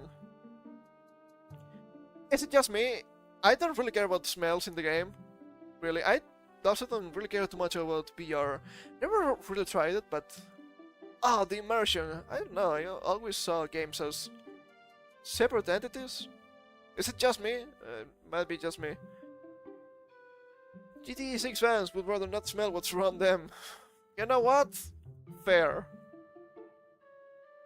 The CES 2025 press conference featured a playtest of The Last of Us. Is that a good example? Where the players could have smelled the rotten fungus around them. Ew! What the hell? Disgusting. Sony did not reveal how far away the technology is from being implemented, but some GTA 6 fans don't want any part of it for obvious reasons. I mean, you can probably disable it, right? That would make sense. I think I speak for everyone when I say nobody asked for this. One fan responded, I think it's interesting, but at the same time, I don't really care. Can both be true at the same time? I can think of a single game that will enhance my experience by smelling it, a second user added. In saying that, some welcome video games become more immersive, like being able to smell the forest in Red Dead Redemption 2. Yeah, I guess Red Dead could be a good example. Games with a lot of nature, I suppose. What about Dragon Quest, for example? That could be interesting. But it really? Smelled once. That's it, I guess. I don't know. It's a pretty good idea and a nice beginning for higher animation games in the future, another commentator argued. But regardless of how you feel about the new technology, it appears that we're still a while away from it becoming an actuality. Once again, I'm more interested in the technical aspects of how this works. Don't think it's that useful. I don't know, I'm not really into the immersive stuff. So I don't think I'm along on this one. But once again, I don't know, it's really strange. Right, think about all games that are like, let's say, Tales of Fantasia. Sure, you have a lot of different places, but I don't know, the Picklebore Forest is really going to smell different from the Elf Forest. I guess? How does an Elf Forest smell like? I have no idea. It's another dimension for games, which is really interesting. But I think it can be really messy. It can be really messy. As long as you can disable it, I could be okay with that. We'll see. We'll see. Let's finish for today with a story that I found on Twitter that made me actually really mad. People being so puritanical, it's just insane. Let's get into it and finish for today. Mob of college students attack man in TikTok-inspired trap, police say. The group in Massachusetts chased a man who was falsely accused of being a sexual predator. Okay. Disclaimer, did you guys know that pedophilia is bad? I guess that's common sense. That's not even the case here. You have so many people nowadays being like, pedophilia bad. But then, you see people defending actual pedophiles. I don't understand. Why would you do that? And this is not even about lolly stuff.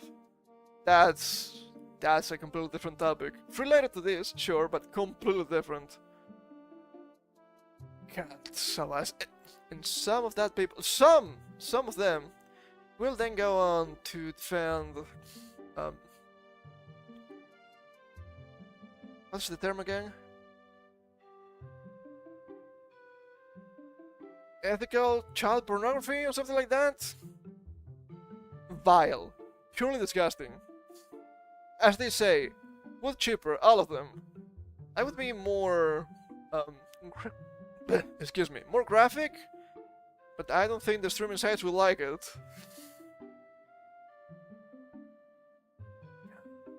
Close this here on the side. Six college students in Massachusetts were accused of luring an active duty service member, whom they falsely described as a sexual predator, to their campus, where a group of more than 2,000 people chased and assaulted him, authorities said. One of the students who was charged told police that the plot was modeled on To Catch a Predator, NBC's discontinued program that, during its 3 seasons, aimed to catch adults seeking to prey on minors using undercover cameras and decoys, impersonating underage dates, according to a statement of facts in the case. I think I've seen some of these. Probably someone reacting to it, but this seems familiar to me. Catch a Predator is a big thing on TikTok currently. The facts document cites the student, Easton Randall, 19, as saying, 11 Illinois students were charged last month in a similar incident that authorities in Mount Prospect, northwest of Chicago, attributed to a viral social media trend. In a statement at the time, the city's police department did not provide additional details about the trend. Police Chief Michael Turner pleaded with parents to take this incident as an opportunity to talk with their teenage children about the seriousness of actively participating in these types of trends they see on social media. Okay, they have more stuff here. I was about to get mad. I thought this was the end. At Assumption University, the private Catholic university in Worcester, is that correct? I know there's the similar sauce with this name, and the pronunciation makes no sense to me. The joys of being ESL. For the 6 people charged in the plot are students, there was absolutely no evidence that the man students accused of being a predator had been seeking sex with a minor. This statement says, that's the best part. That is the best part. Check with kidnapping conspiracy, hold up. This might be deeper than what I expected. Still, he was chased by what this statement describes as a mob of 25 to 30 people. They said like 2 dozen, so I guess that is correct.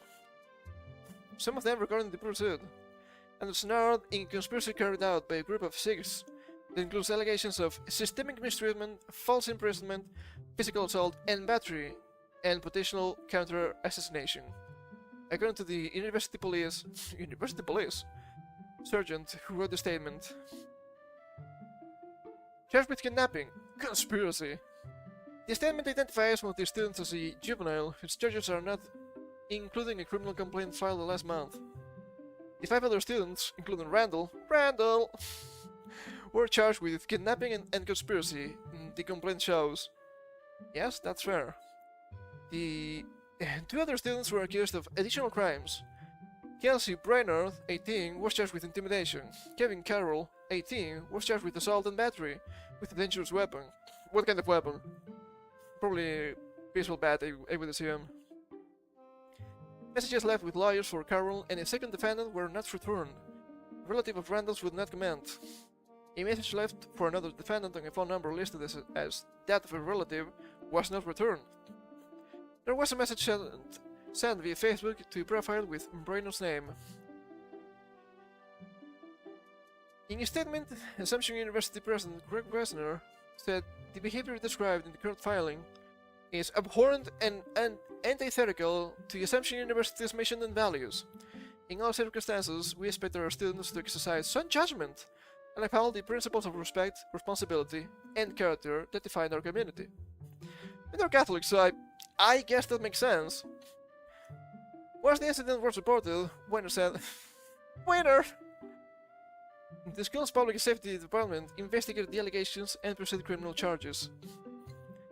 The situation is particularly sobering because the victim is an active-duty military service member, he said.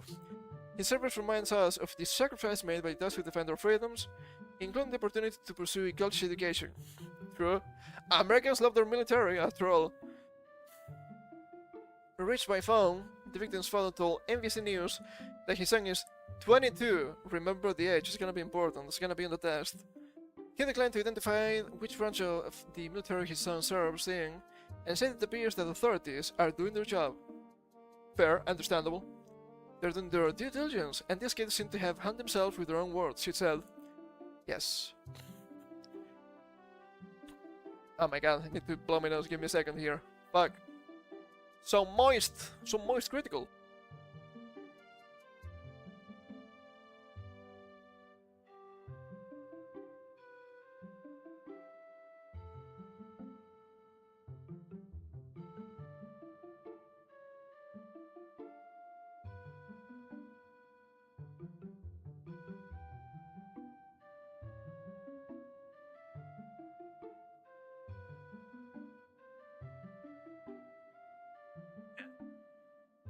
Much better. Well, maybe not much better, but a little bit better.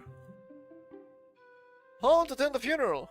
According to the statement of facts, the incident on October 1st was initially reported to university officials the next day, when Brenner said he creepy to interrupt contact at the campus looking to meet a 17-year-old girl.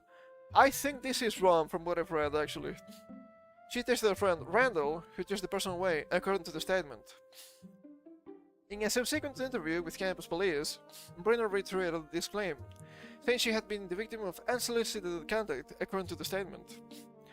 Campus authorities were later connected to the service member by the Worcester Police Department, which provided a starkly different account. Oh, okay, I see, it's interesting. He told campus police that he had been home to attend his grandmother's funeral and began messaging with someone on Tinder because he just wanted to be around people that were happy. According to the statement, he and Brainerd planned to connect, he told police, and she invited him to meet in the campus alumni hall, according to the statement. From what I've read, was not 17-year-old girl, but 18-year-old girl.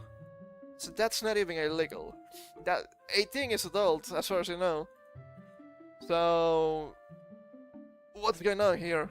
It's actually kind of long. It's exhaustive, so I think it's fine. Attacked by a mob. He had been inside the building for a few minutes, the statement says. When a group of people came out of nowhere, they started calling him a pedophile and accused him that he liked 17-year-old girls. Also, can you be in college while being 17? I'm not quite sure how it works in the USA. But I thought you needed to be 18. I might be wrong. I might be. He was unable to leave due to being grabbed and held back from leaving, the statement says. The subject reported that he was able to break free and ran up the stairs being chased by a group of 25 or more people. Yeah, that's a mob. That's quite literally a mob. He told people he was chased to his car, punched in the head, and had his car door slam him, the statement says. After he was able to flee campus, he dialed police, the statement says. Makes sense to me. A review of campus security video detailed in the statement confirmed the victim's account. Also, then you need to be 18 plus to be in Tinder? Hold up a minute, what's going on here?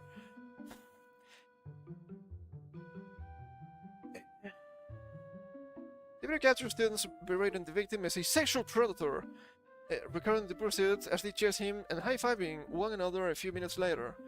After one of the accused was captured slamming the man's car door on his head, according to the statement. That's a lot of damage, actually. That's not just a punch, and the punch can be really dangerous. Every evening their messages showed the service member believed he was meeting an 18-year-old, the statement says. The woman's profile indicated that she was 18. Okay, so I was not wrong. She was supposed to be 18. When officers follow up with Brainer about where the information about an underage girl came from, the statement adds, she could not answer. So they're doing the catch a predator backwards. They're making a minor appearing adult woman to catch a predator? How is that possible? Shouldn't it be the other way around? Trying to pose as a minor to catch a literal predator? Young people are so fucking retarded, it's wild. Call police or kick their ass. Randall told authorities that after having learned that Brainerd was messaging with the victim, 6 students came up with the idea of luring him to campus. It's just violence for violence sake. Vile. He reported that it was like the Chris Hansen videos, where you catch a predator and either call the police or kick their ass. The statement says, referring to the host of To Catch a Predator. The show, which aired from 2004 to 2007, has hidden cameras and people posing as minors in online chat rooms, which makes sense, to lure alleged predators to houses where Hansen will confront them. The program did not condone or include any violence. I think that makes sense, it wouldn't be on TV, I don't think. After a Texas prosecutor, who was the subject of one of the show's investigations, died by suicide, his family sued the network for $105 million in 2007. NBC settled the following year for an undisclosed amount, and said the matter had been amicably resolved. Amicably? Sure. In his interview with campus police, Randall said he and several others made suggestions about what Brainerd should say in his messages to the service member. The statement says, after they lured him to campus, the group then rallied others at the college using an alumni group chat. Struggling a lot today, fuck me. And with that provoked the rapid response from the thousands who participated in the event, according to the statement. Afterward, according to the statement, Randall acknowledged to authorities, this got out of hand and went bad. That is an understatement, not just an statement. And sure, pedophiles are bad, but then again, I just think what's going on in the UK, how they're trying to cover that, that's vile, Oh, pedophilia is so bad. Why do they keep protecting pedophiles then? I don't understand. Yeah, we want to vomit. It is that bad. It is that bad after all. Fucking Christ. Anyway, my goodness, what a strange day, what a bunch of strange news. I'm dying. Guess it's time for me to take my leave. So, I'm going to repeat myself. Monday, I'm gonna be busy, so I don't know if I will be able to stream.